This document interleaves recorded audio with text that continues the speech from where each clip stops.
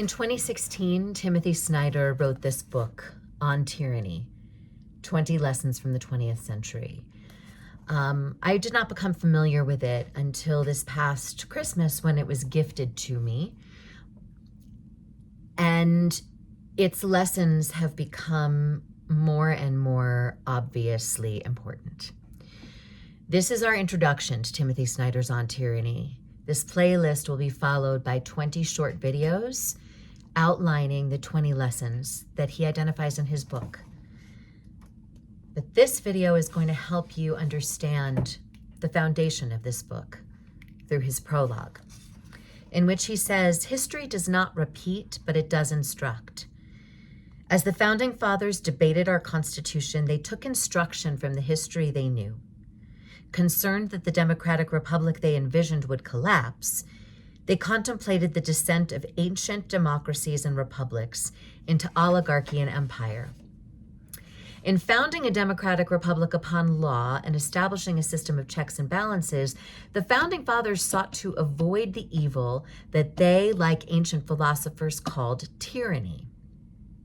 They had in mind the usurpation of power by a single individual or group, or the circumvention of law by rulers for their own benefit. It is thus a primary American tradition to consider history when our political order seems imperiled. If we worry today that the American experiment is threatened by tyranny, we can follow the example of the founding fathers and contemplate the history of other democracies and republics. The good news is that we can draw upon more recent and relevant examples than ancient Greece and Rome. The bad news is that the history of modern democracy is also one of decline and fall. Since the American colonies declared their independence from a British monarchy that the founders deemed tyrannical, European history has seen three major democratic moments: after the First World War in 1918, after the Second World War in 1945, and after the end of communism in 1989.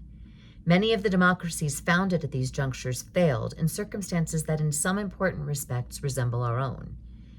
History can familiarize, and it can warn. The European history of the 20th century shows us that societies can break, democracies can fall, ethics can collapse, and ordinary men can find themselves standing over death pits with guns in their hands. It would serve us well today to understand why. Both fascism and communism were responses to globalization, to the real and perceived inequalities it created, and the apparent helplessness of the democracies in addressing them. We might be tempted to think that our democratic heritage automatically protects us from such threats. This is a misguided reflex. In fact, the precedent set by the founders demands that we examine history to understand the deep sources of tyranny and to consider the proper responses to it. Americans today are no wiser than the Europeans who saw democracy yield to fascism, Nazism, or communism in the 20th century. Our one advantage is we might learn from their experience, and now is a good time to do so. I couldn't agree more. We are not in a situation where fascism is a threat. Fascism has arrived. Fascism has taken hold in our country. We are currently living without checks and balances because our president refuses to honor them and nobody is stopping him. So I will be outlining these 20 lessons in 20 short videos.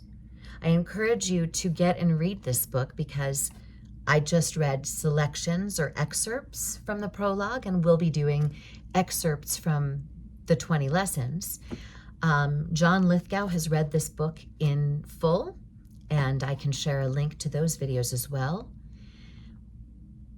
We need to be paying attention.